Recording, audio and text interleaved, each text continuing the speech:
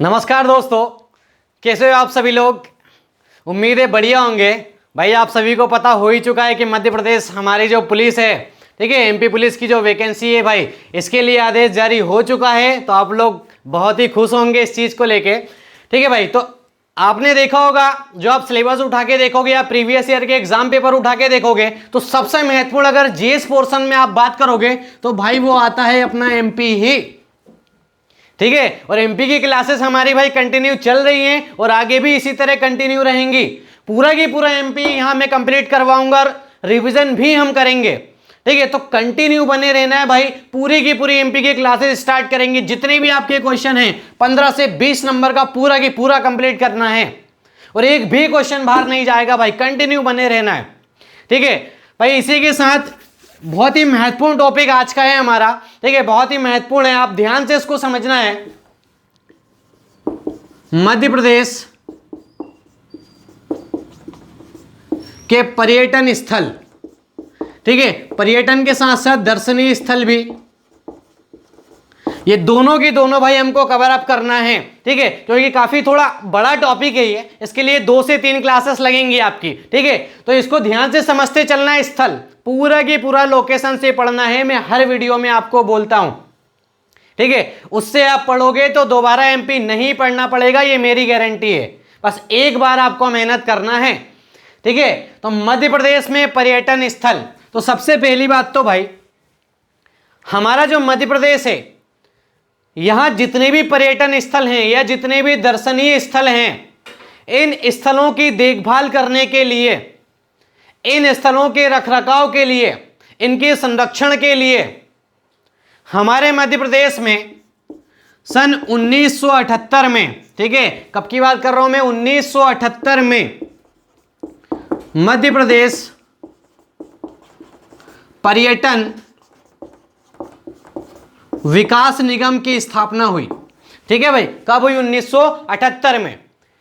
मतलब जितने भी पर्यटन स्थल हैं, जितने भी भाई आपके दर्शनीय स्थल हैं, इनके रखरखाव के लिए, इनके संरक्षण के लिए, इन स्थलों के विकास को प्रोत्साहित करने के लिए, या जितनी भी हमारी पर्यटन गतिविधियां हैं उन सभी को प्रोत्साहित करने के उद्देश्य से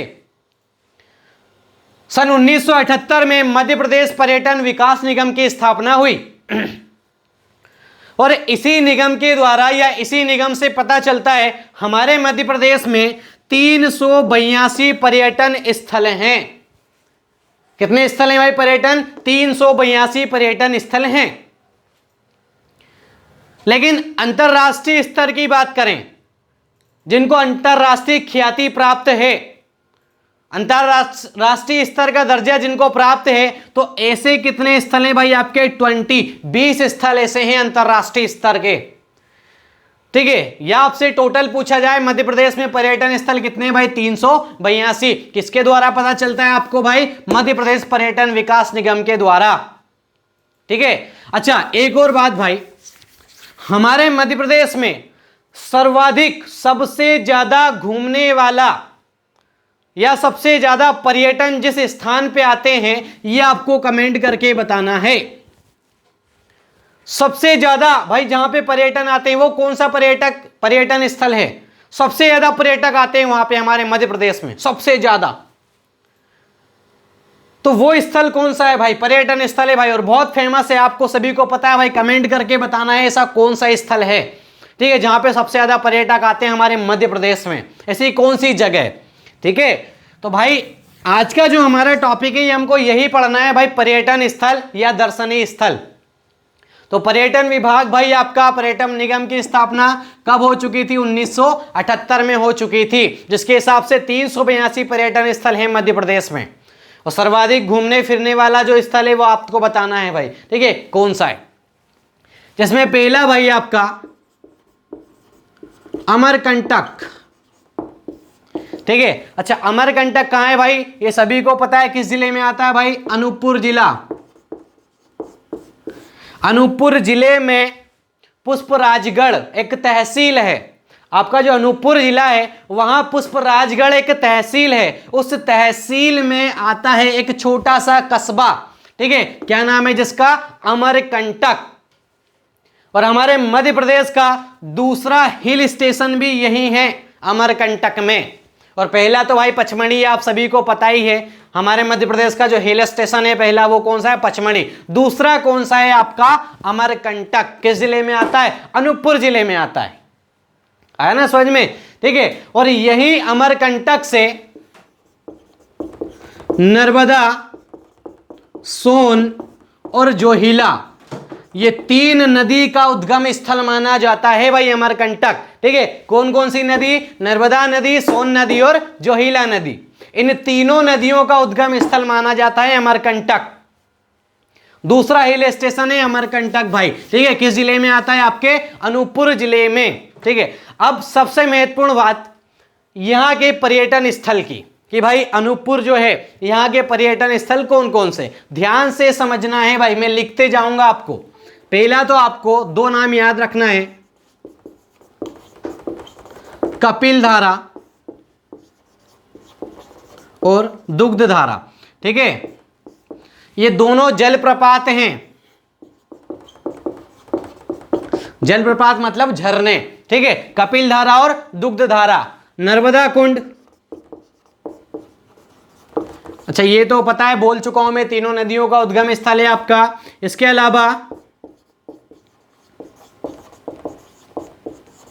माई की बगिया, जहां पे आपकी नर्मदा जी खेला करती थी भाई, ठीक है, तो आपकी माई की बगिया। अच्छा माई का मंदिर भी है, ये भी आप लोगों को ध्यान में रखना है। माई की बगिया के साथ साथ माई का मंदिर भी याद रखना है। आया समझ में। इसके अलावा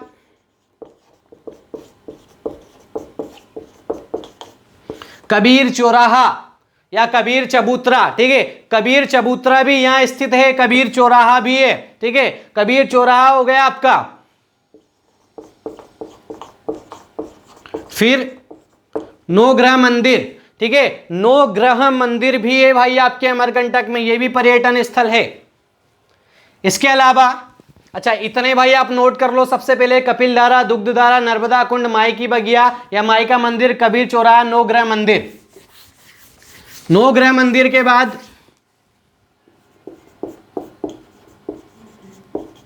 सोनमुड़ा मंदिर, ठीक है, सोनामुड़ा मंदिर, ये भी आपको याद रखना है, सोनामुड़ा मंदिर भी है भाई यहाँ पे। नौग्रह मंदिर हो चुका है आपका। कर्ण मंदिर, सूर्य नारायण मंदिर,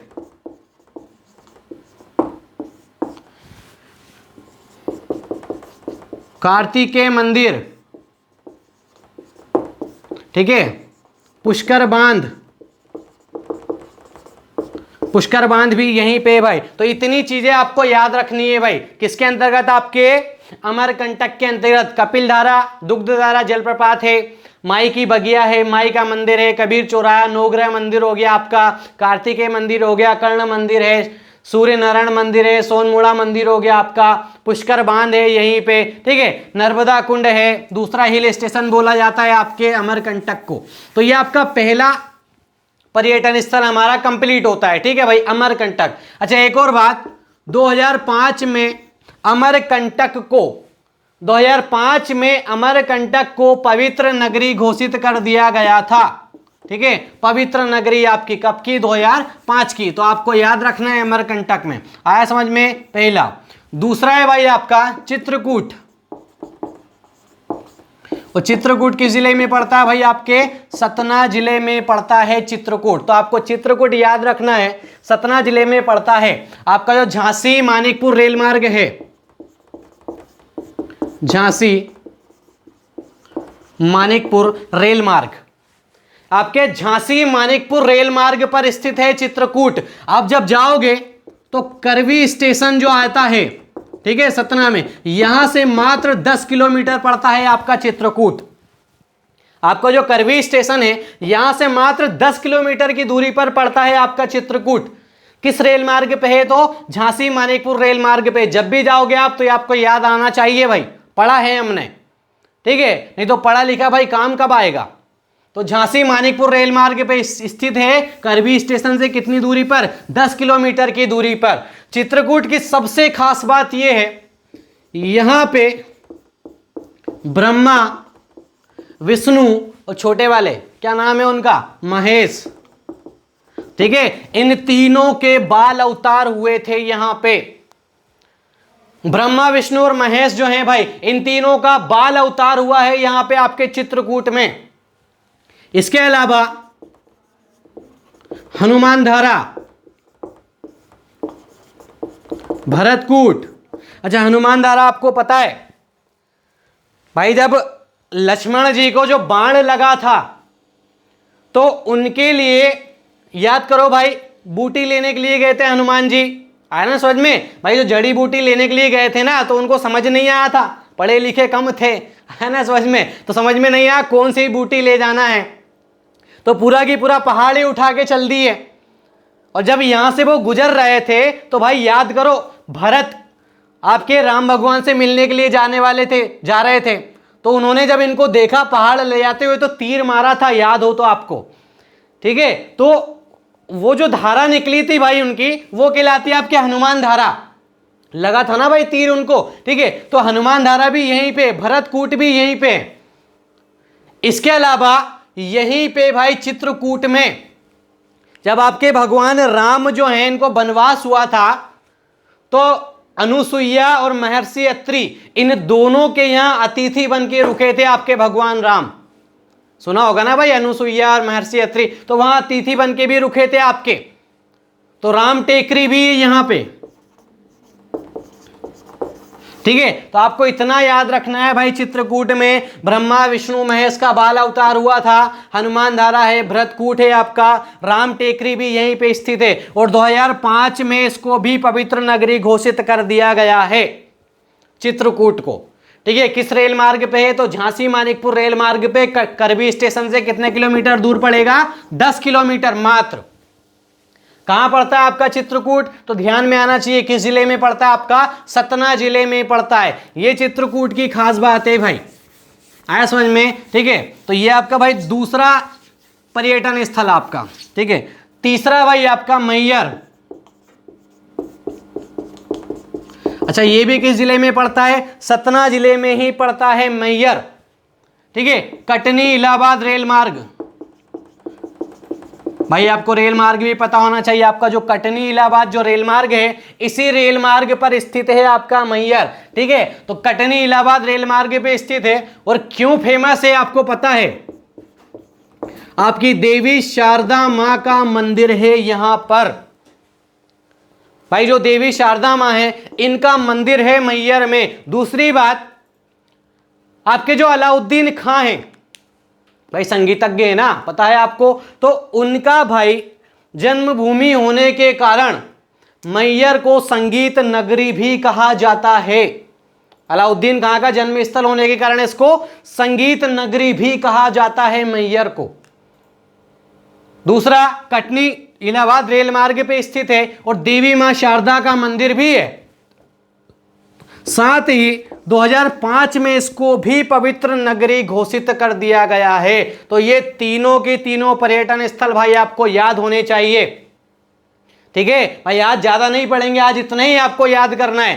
पहला आपका अमरकंटक, अमरकंटक के बाद, ठीक है, मैहर याद होना चाहिए, और मैहर के बाद आपका अभी जो पढ़े हमने, ठीक है, चित्रकूट, सतना। धन्यवाद।